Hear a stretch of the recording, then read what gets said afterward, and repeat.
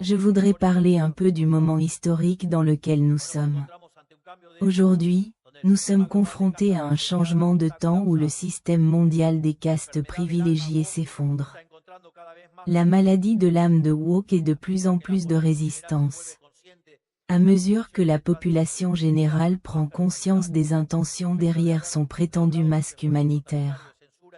Bien qu'ils aient redoublé leurs efforts totalitaires de censure et de désinformation, toutes ces victoires sont pyrrhiques.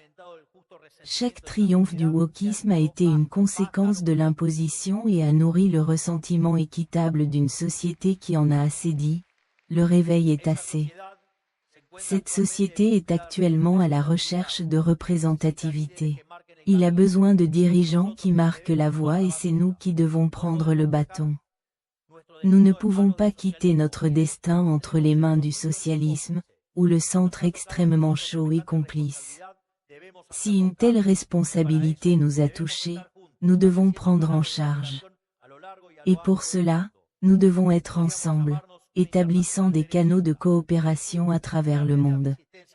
Nous pourrions nous appeler un droit international de droit, c'est-à-dire un réseau d'assistance mutuelle, composé de tous ceux qui souhaitent diffuser les idées de liberté dans le monde. Revenons à l'idée que le mal organisé est expiré à travers l'organisation des bons, nous devons établir des liens solides entre nos pays, face aux abus du socialisme.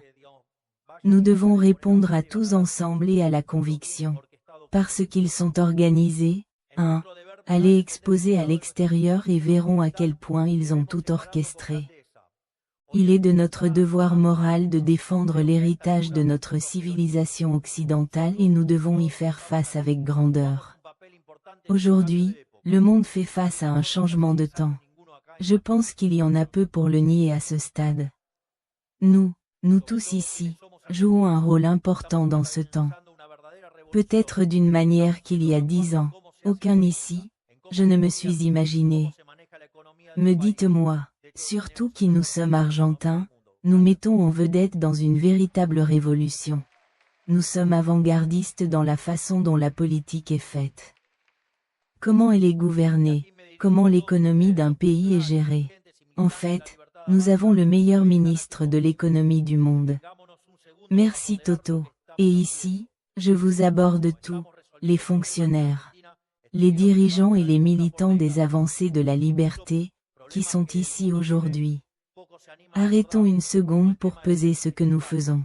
Un par un, nous résolvons des problèmes que, en Argentine, étaient sous le tapis pendant des décennies, même les problèmes que le monde libre est très encouragé à résoudre, comme la question du déficit budgétaire.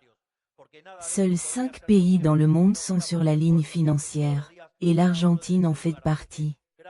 Mais je tiens également à remercier chacun de vous, chacun des fonctionnaires. Parce que rien de tout cela ne pourrait être possible sans l'effort qu'ils font tous les jours, chacun de leur place. Merci donc à vous tous, car sans vous, il n'y aurait pas de meilleur gouvernement dans l'histoire. D'un autre côté, ils disent que la politique est l'art du possible. Nous démontrons chaque jour que, en réalité, la politique est l'art de rendre l'impossible possible. Et nous continuerons de le faire. Parce qu'ils ont dit qu'il était impossible d'ajuster les dépenses publiques à un moment sur le PIB. Eh bien, nous ajustons 15 en un an. Eh bien, nous rendons l'impossible possible. Parce qu'ils ont dit qu'il était impossible de mettre fin à l'insécurité et au piquet. Et ce que ce géant que j'ai du ministre de la Sécurité, le docteur Bullrich, le fait. Et donc je pourrais continuer à annoncer chacune des merveilles que chacun des ministres fait. Mais je ne peux pas faire avancer tout ce dont je vais parler le 10 décembre. Donc, s'il vous plaît, je garde un peu. Par conséquent, je suis fier de ce que nous faisons. J'ai confiance sur le parcours. Continuez à travailler sans relâche et à militer avec votre front élevé, car, comme le disent les saintes Écritures, ils nous attaquent pleins d'insolence et d'impiété pour nous exterminer, nos femmes, nos enfants et pour saisir notre butin. Nous ne nous battons pas pour notre vie et nos coutumes. Le paradis les écrasera devant nous. Ils ne nous ont pas peur de nous. Le monde a été immergé dans une obscurité profonde et des cris pour être illuminé. Et nous pouvons et nous devons lancer cette lumière.